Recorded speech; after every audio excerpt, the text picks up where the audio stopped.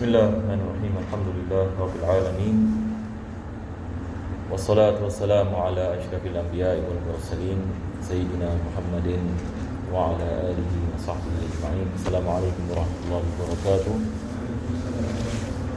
Alhamdulillah, para jemaah dirahmati Allah Subhanahu wa taala, sekali lagi kita dapat bertemu kembali di tempat yang bahagia ini selepas beberapa bulan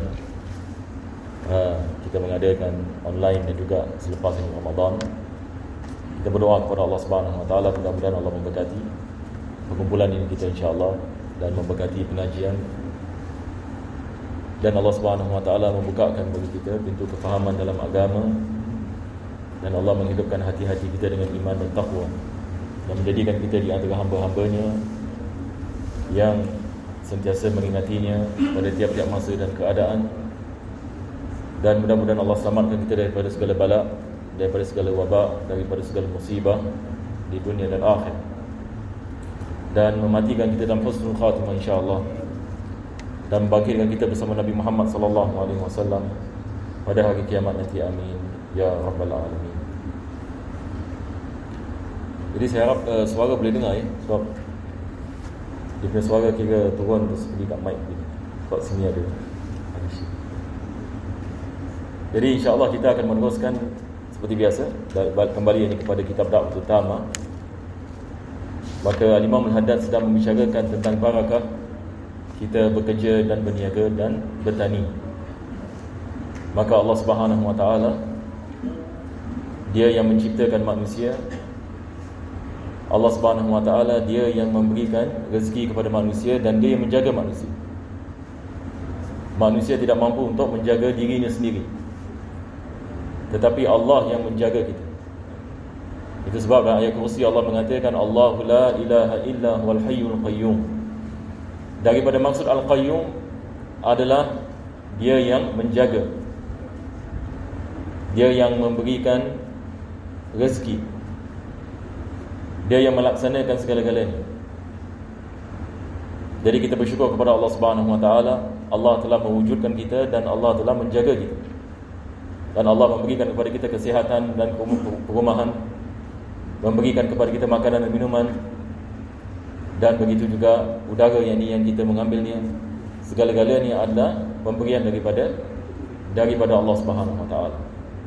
Dan Allah Subhanahu wa taala akan memberkatinya apabila kita mentaatinya. Maka Allah meletakkan barakah dalam rezeki apabila manusia taat kepada perintah Allah Subhanahu wa taala. Maka ini adalah janji Allah Subhanahu wa taala di dalam Al-Quranul Karim.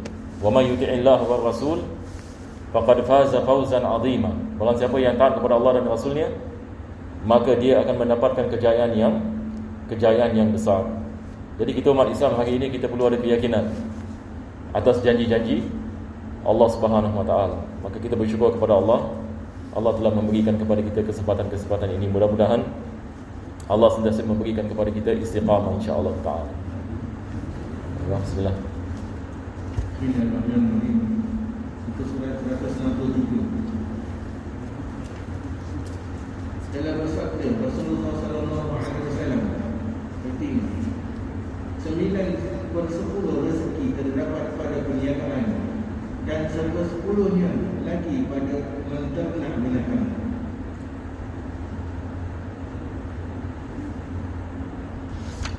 Kemudian barulah bertutur tanam, padahal kerja bertutur tanam itu agak sukar sekali dan banyak penat lelahnya. Maka balasannya dan pahalanya tentu lebih besar bagi siapa yang niatnya baik dan takwanya kepada Allah Ta'ala kuat. Tersebut di dalam sebuah hadis.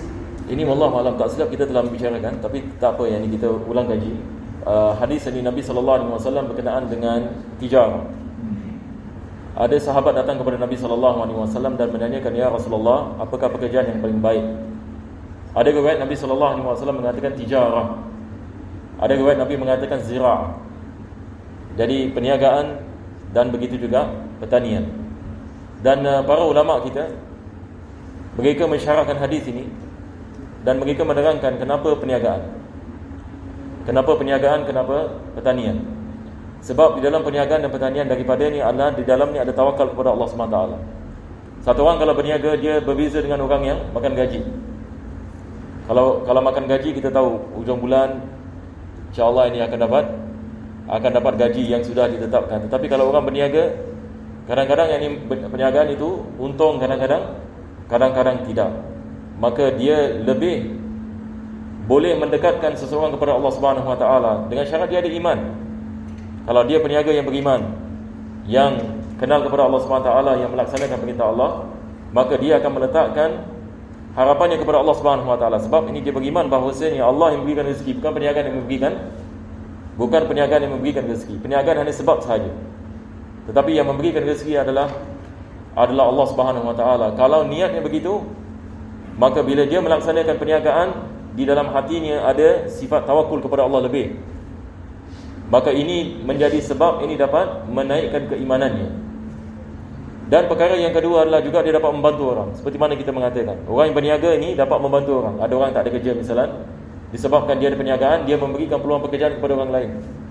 Dengan itu, yakni dia memberikan manfaat. Dan kalau Allah memberikan kepadanya keuntungan yang besar, maka dia mengeluarkan zakat, dia dapat membantu orang miskin dan sebagainya. Jadi dalam perniagaan ini ada banyak manfaat. Maka Nabi SAW menggalakkan umatnya berniaga. Itu sebab kita lihat, saya tak tahu saya pernah ceritakan ke tidak, kita lihat ulama-ulama zaman dahulu banyak berniaga. Kita ada Al-Imam Qaffal. Imam Qaffal yang berniaga locksmith. Kalau dalam bahasa Inggeris kita panggil locksmith. Dikenali ini dengan nama perniagaannya. Begitu juga dengan Imam Za'farani. Kita ada salah satu daripada anak murid Al-Imam Syafi'i, Az-Za'farani. Yang ni dia berniaga za'faran. Dia berniaga yakni saffron. Begitu juga kita ada imam yang besar, Imam Baqilani. Al-Imam Baqilani ini adalah rujukan akidah dalam Ahlus Sunnah wal Jamaah, Imam Baqilani. Selepas ini Al-Imam Abdul Hasan Asy'ari. Maka dia jual baqila. Baqila ini adalah seperti kacang pul. Jadi ulama-ulama kita zaman dahulu ini banyak berniaga. Dan kita lihat Islam datang di Nusantara ini melalui perniagaan dan dakwah. Jadi zaman dahulu apa mereka buat adalah mereka berniaga sambil berdakwah. Jadi mereka masuk ke negeri Aceh misalnya, mereka masuk di Melaka dulu, mereka masuk di Jawa dan sebagainya, dan mereka berniaga di sana, dan dalam masa yang sama mereka menyebarkan agama Islam. Maka di dalam perniagaan juga ada banyak dakwah. Boleh dijalankan, mengajak manusia kepada Allah Subhanahu Wa Taala. Begitu juga dengan pertanian juga. Ini masalah tawakul ini, pertanian juga meningkatkan tawakul kepada Allah Subhanahu Wa Taala. Kita teruskan. Disebut dalam sebuah hadis Nabi sallallahu alaihi wasallam, carilah rezeki kamu dari apa yang tersembunyi di bawah tanah. Kita lihat ini hadis Nabi sallallahu alaihi wasallam di sini mementingkan umat Islam untuk menjaga natural resources. Ini sesebuah negara ini mesti, umat Islam ini mesti memberikan kita mengatakan kepentingan kepada apa zaman sekarang mereka panggil natural resources. Apa yang ada di dalam bumi. Jadi ini daripada perkara yang juga disebut oleh Nabi sallallahu alaihi wasallam. Jadi sebagai orang Islam kita harus melihat aspek ini. Ini semua adalah perkara yang dapat membantu ekonomi negara. Jadi Nabi sallallahu alaihi wasallam mengajar umat Islam kepentingan perniagaan, kepentingan tanaman, kepentingan ternakan, binatang ternakan, kepentingan tanah, dan begitu juga kita mengatakan resources daripada tanah dan sebagainya. Kalau zaman sekarang ini termasuk minyak, termasuk kita mengatakan emas dan sebagainya di dalam perniagaan. Jelaslah bahawa sabda Nabi sallallahu alaihi wasallam ini menggalakkan kita supaya bekerja dengan bercocok tanam. Ada perkara yang penting kita kena faham umat agama kita menggalakkan kita berniaga, menggalakkan kita bekerja, menggalakkan kita untuk kita membina tamadun. Agama Islam ini bukan agama yang menggalakkan kita untuk kita hanya berdiam diri ataupun kita hanya duduk masing-masing di tempat yang terpencil dan sebagainya dan tidak melakukan apa-apa. Jadi agama Islam ini adalah agama yang menggalakkan umatnya membina tamadun. Jadi ini perkara yang sangat penting sekali kita harus memahami. Itu sebab dalam Islam ilmu kedoktoran fardu kifayah. Al-Imam Ghazali misalnya dalam kitab Ihya dia mengatakan kalau sekiranya umat Islam berada di sebuah kampung dan tidak ada doktor dalam kampung, semua umat Islam berdosa. Walaupun semua fuqaha, dia memberikan misal ini, dia mengatakan semua faqih, dia memberikan misal, kalau dalam satu kampung ini semua ulama, semua maksudnya ulama fikih, tetapi tidak ada doktor, maka dia mengatakan semua orang ini berdosa. Semua orang berdosa. Apa sebabnya? Sebab ini fardu kifayah. Jadi maksudnya dia menerangkan kepada kita, yakni umat Islam ini adalah umat yang membina tamadun. Bukan maksudnya ilmu saja, tetapi bagaimana kita nak membina masyarakat. Dalam masyarakat ini mesti ada doktor, dalam masyarakat mesti ada engineer, dalam masyarakat mesti ada individu-individu yang dapat membina bangunan, dapat memberikan khidmat, apa kita mengatakan, kedoktoran, memberikan khidmat, misalnya kalau zaman sekarang khidmat IT dan sebagainya. Ini semua adalah ilmu yang fardu kifayah. Maka Islam mewajibkan umat Islam untuk membina tamadun, ini. Itu sebab dalam Al-Quranul Karim Allah Subhanahu wa taala mengatakan wasta'marakum fiha. Allah menciptakan kamu untuk istimar. Salah satu daripada maksud hidup manusia adalah istimar. Salah satu daripada maksud hidup kita adalah istimar. Ramai umat Islam hari ini, kalau kita menanyakan apa maksud hidup kita, ramai akan mengatakan ibadah. Ibadah sebenarnya baru satu aspek saja. Ada maksud yang lain. Di dalam Al-Quran Allah Subhanahu wa taala membicarakan dengan 3 aspek maksud hidup manusia. Pertama sekali Allah mengatakan dalam Al-Quran dalam surah Al-Baqarah, wa idz qala rabbuka lil malaikati inni ja'ilun fil ardi khalifah. Ini adalah aspek yang pertama. Allah mengatakan sesungguhnya aku akan menciptakan di atas muka bumi ini seorang khalifah. Khalifah adalah manusia yang membawa tugas Allah Subhanahu wa taala. Maksudnya mendirikan agama di atas muka bumi. Jadi maksudnya dia mementingkan untuk bagaimana dia nak mengembangkan agama Allah Subhanahu wa taala di dalam dirinya dan dalam masyarakat. Maka di sini ulama kita membicarakan tentang dakwah ilallah, membicarakan tentang berkhidmat kepada masyarakat dan sebagainya, dan mendirikan hukum hakam Allah Subhanahu wa taala. Selepas itu yang kedua, ini yang biasa kita dengar, wa ma khalaqtul jinna wal insa illa liya'budun. Tidaklah aku menciptakan jin dan manusia kecuali untuk beribadat kepada aku. Ini adalah aspek ibadah.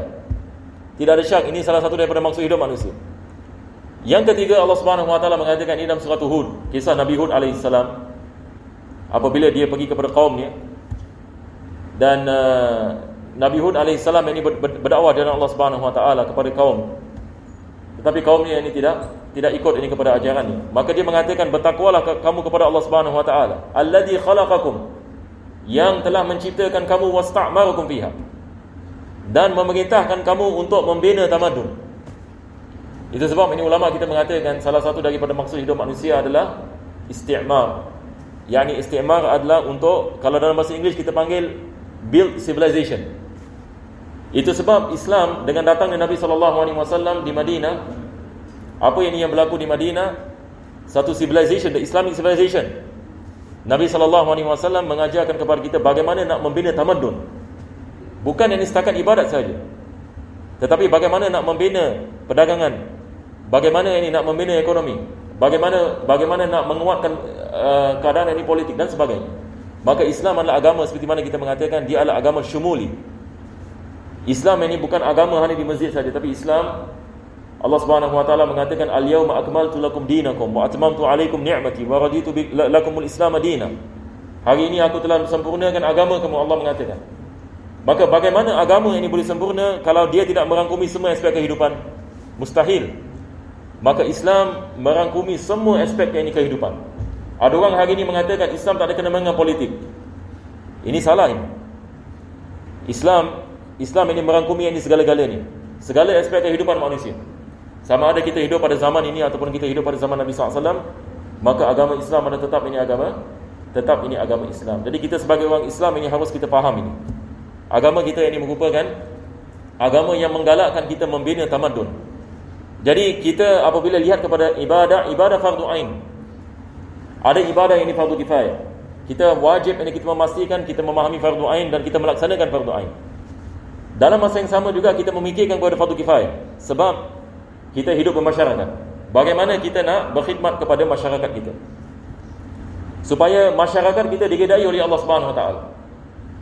Dan ulama kita mengatakan fardu kifayah ini pahalanya lebih besar daripada fardu ain.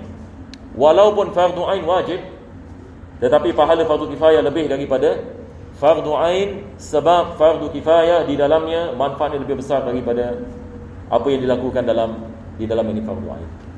Mudah-mudahan Allah Subhanahu Wa Taala memberikan kepada kita taufik ini, insya-Allah. Itu sebab bila kita belajar ilmu fiqh, misalan dulu kita belajar kitab Zubat kan. Kalau antum lihat kitab Zubat ini adalah misal kitab yang membahaskan semua bab dalam ilmu fiqh daripada awal hingga ke habis. Kalau kita nak tahu fiqh Islam itu bagaimana, lihat kepada kitab Zubat. Kitab Zubat mula dengan akidah, selepas itu ini mula dengan bab ibadah, selepas itu ini masuk ini kepada bab muamalat, selepas itu ini bab masuk ini kepada jinayat dan politik, siasat. Kita mempelajari ini tentang negeri dengan negeri dan sebagainya. Maka ini semua adalah daripada apa kita mengatakan peninggalan Nabi SAW. Dan penting ini hari ini untuk kita memahami hakikat ini. Sebab ramai orang Islam ini hari ini dia menyangkakan Islam hanya di masjid saja, ataupun Islam ini setakat salat 5 waktu, puasa pada bulan Ramadan dan mengeluarkan zakat dan pergi haji. Tapi Islam ini lebih daripada itu. Kita bila melakukan jual beli, kita ada hukum mahkam jual beli. Tiap-tiap hari kita melakukan jual beli. Kita apabila bekerja, kita ada hukum mahkam bekerja. Kita kalau menyewa, kita ada hukum mahkam menyewa. Kita kalau berniaga, kita ada hukum mahkam ini berniaga. Kita kalau jadi Perdana Menteri sekalipun, ada hukum mahkam ini dalam politik, di dalam ini Islam. Jadi alhamdulillah ala nikmatil Islam. Segala puji bagi Allah ini yang telah memberikan kepada kita Islam, dan seperti mana ulama kita mengatakan wa kafa biha ni'mah, dan itu adalah sebaik-baik nikmat. Mudah-mudahan Allah Subhanahu Wa Taala memberikan kepada kita istiqamah, insya-Allah taala. Jadi nampaknya ini dah 9 suku ya. Jadi insya-Allah minggu depan ini kita akan mulakan daripada berkata Sayyidina Umar Al-Khattab, insya-Allah.